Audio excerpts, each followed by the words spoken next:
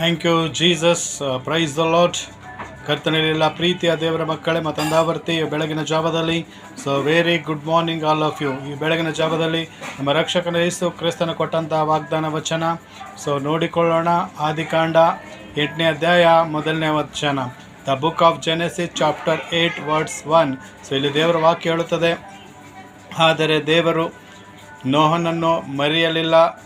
ಆಗ ದೇವರು ನೋಹನನ್ನು ನಾವೆಲ್ಲಿದ್ದಂಥ ಎಲ್ಲ ಪ್ರಾಣಿಗಳನ್ನು ನೆನಪು ಮಾಡಿಕೊಂಡನು ಎಂಬುದಾಗಿ. ಆಮೇನ್, ಹಲ್ಲೆಲೂಯಾ.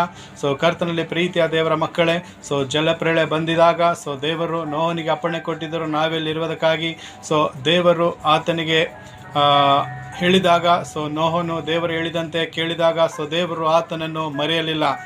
ನಾವೆಲ್ಲಿ ಆತನನ್ನು ಇಟ್ಟಿನಾಗ ಯೇಸು ಕ್ರಿಸ್ತನ್ ಮರೆಯದೆ ಆತನನ್ನು ಏನು ಮಾಡಿದರು, ನೆನಪು ಮಾಡಿಕೊಂಡು ಆತನ ಜೊತೆ ಇದ್ದಂಥ ನೋಹನ ಜೊತೆಯಲ್ಲಿದ್ದಂಥ ಆತನ ಮನೆಯವರನ್ನು ಮತ್ತು ಆತನ ಸಂಗಡ ಇದ್ದಂಥ ಪ್ರಾಣಿಗಳು ಕೂಡ ದೇವರು ಏನು ಮಾಡಿದರು, ಅಲ್ಲಿ ನೆನಪು ಮಾಡಿಕೊಂಡಿದ್ದಾರೆ ಎಂಬುದಾಗಿ ನೋಡ್ತೇವೆ.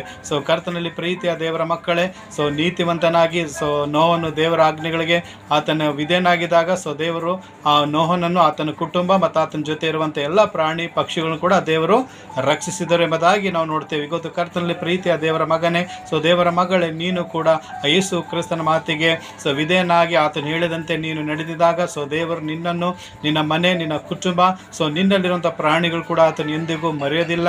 ಆತನ ಏನು ಮಾಡ್ತಾನೆ, ನೆನಪಿಟ್ಟು ಏನು ಮಾಡ್ತಾರೆ, ನಿನಗೆ ಆಶೀರ್ವಾದ ಮಾಡ್ತಾರೆ ಎಂಬುದಾಗಿ ನಾವು ದೇವರ ವಾಕ್ಯದಲ್ಲಿ ನೋಡ್ತೇವೆ. ಅದಕ್ಕೆ ಕರ್ತನಲ್ಲಿ ಪ್ರೀತಿಯ ದೇವರ ಮಕ್ಕಳೇ, ಈ ವಾಕ್ಯವನ್ನು ಮತ್ತೊಂದಾವರ್ತಿ ದೇವರು ನಮ್ಮ ಮತ್ತು ನಿಮ್ಮೆಲ್ಲರ ಆತ್ಮಿಕ ಲಾಭಕ್ಕಾಗಿ ದೇವರು ಆಶೀರ್ವಾದ ಮಾಡಲಿ ಎಂಬುದಾಗಿ ನಾನು ದೇವರಲ್ಲಿ ಪ್ರಾರ್ಥಿಸ್ತೇನೆ. 1 second. May God bless this word, you and your family. Amen. Amen. Thank you, Jesus. Praise the Lord.